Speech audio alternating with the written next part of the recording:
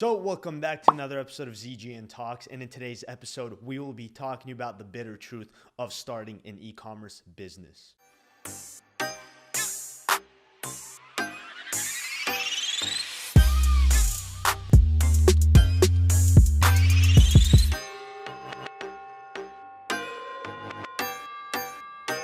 So the first bit of truth about starting an e-commerce business is actually going to be registering a business with the state that you currently reside. Now, I'm sure a lot of you guys out there have probably seen products like LegalZoom, or if you Google how to start an LLC or a company, you need a whole lot of different corporations or different legal services that are going to try to upsell you hundreds of percent just to make a quick dollar off you. Now, if you can, you're going to obviously try to avoid this, and you're going to try to do it all by yourself. Now, kind of going on this, you're going to obviously need to register your business with your state. Now, going on top of this, you're going to have to manage your business legalities. If you live in California, for example, where Mitch and I currently reside, we have a company here in Cali, and we currently have to pay California $800, regardless if our company makes money or doesn't make money. That obviously scales with the amount of revenue that we're doing. So you have a base fee of California per year that you have to pay of $800, regardless of whether or not you actually have revenue. That increases, for a couple different reasons on different amounts of money that you actually end up making. So for example, out here in California, there's an $800 per year LLC fee that scales based off the amount of revenue that you're actually doing. So let's say you make $1 in 2020, you're still gonna have to pay that $800. And that's just simply how California works. So taking Mitch and I's situation into example, we live in California. Let's say we do $5,000 in sales this year. We make almost no profit. Well, we're still gonna have to pay this $800 LLC fee because we reside in California. Now, it obviously varies based off state because each state, obviously gets to regulate and tax whatever they want within their own state boundaries. But for you, it can be anywhere from $800 to a couple $1,000 to $30 to pretty much zero, just depending on the state that you simply reside in. Now, obviously, after you form a company, after you register your business, you're going to obviously want to get an FEIN or Federal Employment Identification Number from the government. Now, last thing we recommend that you do when registering a business is at the end of the year, we highly recommend that you get a CPA, and that's often because the cost of getting a CPA is often outweighed by the benefits. So let's say you have a company, and if you didn't get a CPA, you wouldn't have been able to write off your laptops or the office space that you use in your house.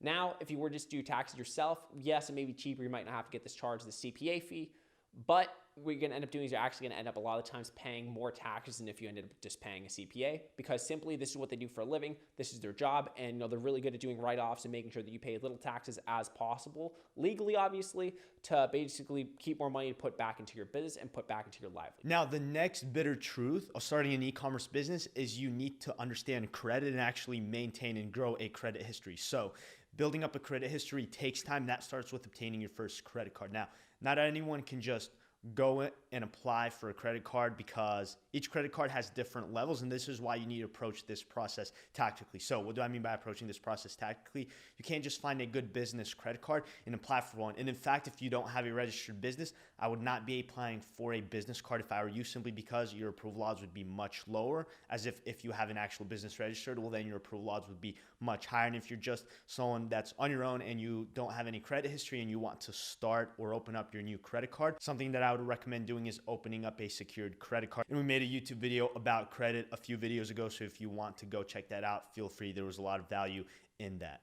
Now, going back to my statement that opening up credit lines takes time, again, you can't just right away get 10 credit cards or get approved for 10 credit cards. In fact, you might only get approved for 2 credit cards your first year of starting a credit history because you have no trust with the banks. And if you're starting an e-commerce business, leveraging credit is something that is super important. And in fact, much of your scale in the business will be reliant off your credit lines and how good your relationship is with the banks. And over time, this takes something that will take you 2 to 3 years to build up to. So you can't expect to right away start an e-commerce business and start putting up good numbers, getting high revenue, high profit, maintaining good customer service, and literally just getting products to your customers on time, unless you have a lot of capital liquid to fulfill your orders, or you already have a good relationship with the banks, you already have a past credit history, and then banks already trust you to go ahead and approve you for these cards, because aside from being able to just scale your business, you'll also be able to optimize your profit via methods such as cashback,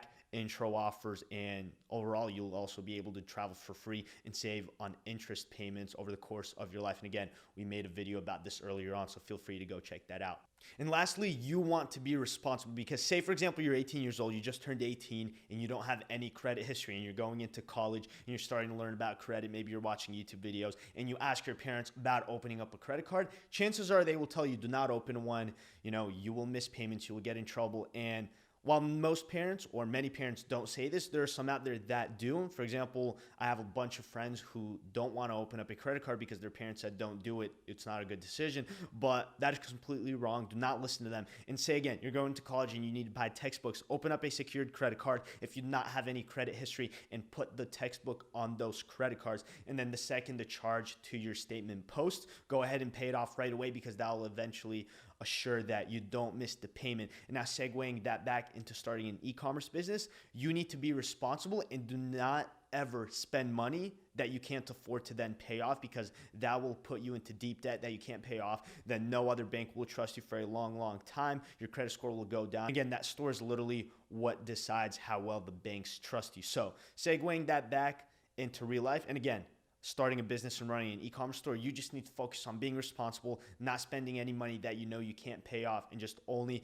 spending stuff that you originally would have spent it on, and then being able to responsibly pay it off because long term, you will reap the benefits of knowing how to properly leverage credit.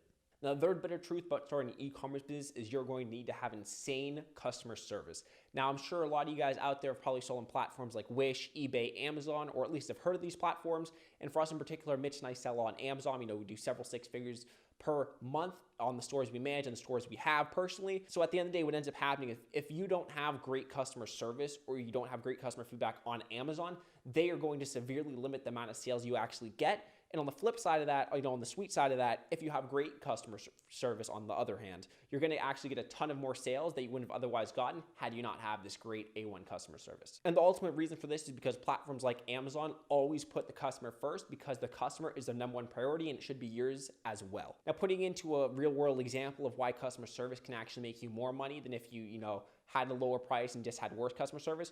On Amazon in particular, let's say you're selling a product for $100, but you have 4 to 5 stars in customer feedback on average on your store. And let's say your competitor is selling the same exact product on the same exact product page as you, but they're only selling it for $90.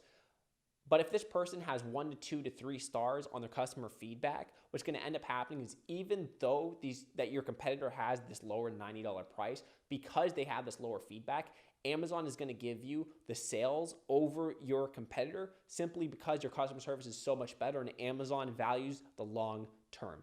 So as you can see right there, even if your competitor is selling the same exact product for $10 less, if you have way better customer service and way better customer feedback on Amazon in particular, they will give you the sales almost all the time over your competitor.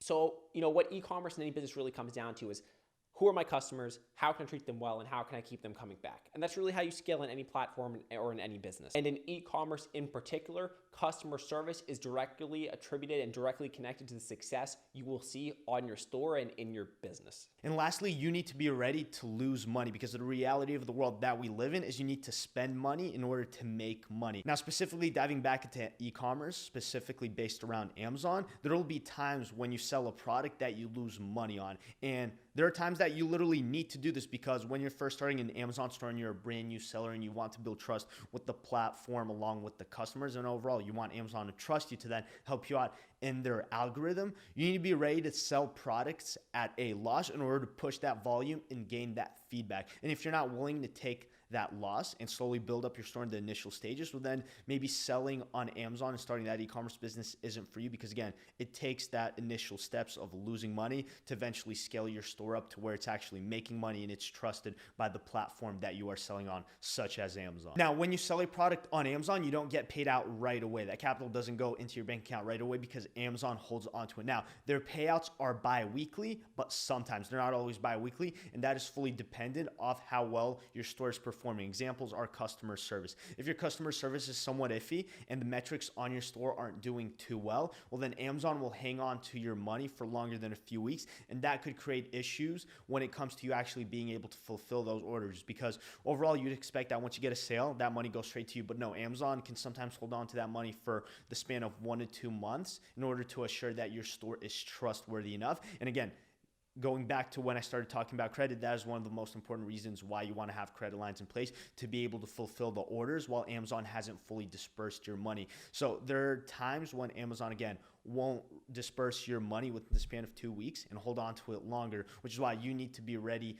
to not have certain liquidity. You need to be ready to take losses on money, and just overall in any business you pursue, you need to be able to take financial risk in order to expect a reward from that. And again, that is not always guaranteed. So we hope you guys got value out of this video. If you did, smash the like button, subscribe, leave a comment below what you thought about this video. Again, our Instagrams are down in the description below. If you have any questions, want to network or connect with us, feel free to shoot us a DM. And yeah, we hope you guys enjoyed this video, and we'll see you guys in the next one.